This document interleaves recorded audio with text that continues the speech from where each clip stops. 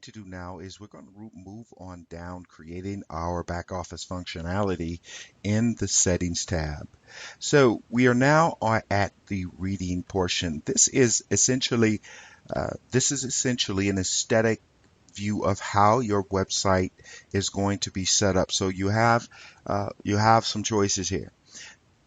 Your latest post, which is going to be the latest blog post you set up, it'll be set up like a scrolling catalog anyway on your home page of your most recent blog posts. And if you're a power blogger and you just want to blog and write articles or maybe monetize that content with ads and do some other things and you aren't directly selling a product, this may be the best option. However, if you're trying to set up a product and services website, what you want to do is you want to go here, you want to highlight static page, and what we see here is right now the front page is called a sample page, and as we get up into setting up our content, this is going to change. We'll be visiting here quite often.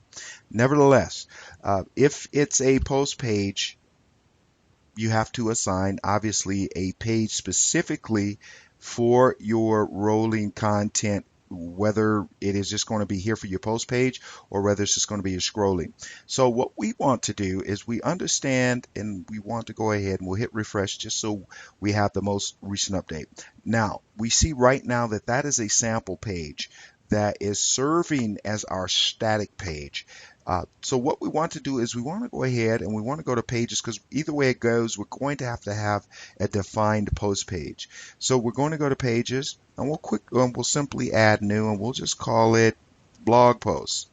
Yeah, we'll just call this page blog posts.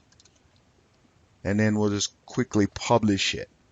Now, let's try that again. Yeah. So once that is published, what we want to do is we want to go back down to settings. We want to go again to reading. And what you will notice this time when we drop the bar down is that our blog post page is here. And we either way, whether it's our latest post, which means all your blog posts will appear here as opposed to just one page that rarely changes, or if you want to have a sample page and you want to have your blog post here. So this is what we most often use, because once we assign our blog post page, that's good for creating custom menus and some other things. The next thing you want to decide is, regardless if you use your latest post or you use a static page, you want to define what shows how many blog posts show up. We typically use one, and there's a search engine optimization reason for that. However, we'll get into that in our search engine SEO series. So either way it goes, whether it's a sidebar widget, we typically stay with 6. Next, we want to understand for each article in a feed show full text or summary. Folks, we just blindly believe in summaries and not forcing a whole bunch of content in front of somebody. If they want to read more, there will be a place for them to read more. We'll get into that later. Your search engine visibility, you want this unchecked. You don't ever want to discourage search engine from indexing your content. You just don't. So we want to go ahead on that front, and we want to click Save Changes. And this is set up, and how it's set up and why it's set up will make sense when we start creating our content for our website. So we're going to go ahead and we're going to click discussions, and you just, again, as we said in our WordPress overview series, introducing you to the functionality of this content management system, you're going to have to decide what you want to do here, what you want to discuss, what you don't want to discuss, if you even want comments on your website at all. Again, just quickly, attempt to notify any blogs linked from the article. We wouldn't do that, because even when you don't, we saw the result here in the comment section that we got a spam ping.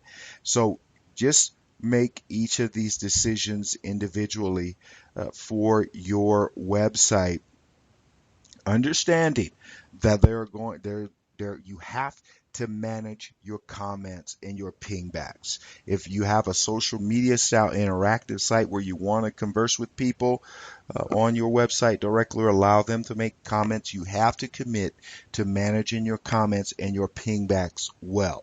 So you make that decision.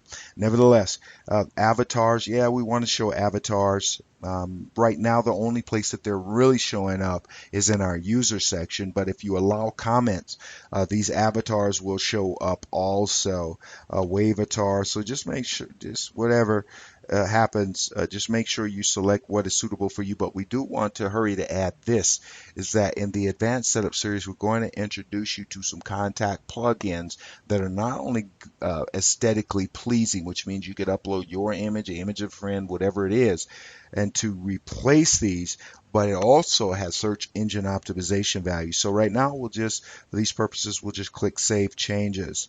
So we've covered reading, we covered discussion. The next thing that we want to do in the next video tutorial is we're going to cover media, and you really want to understand this section, so stay with us.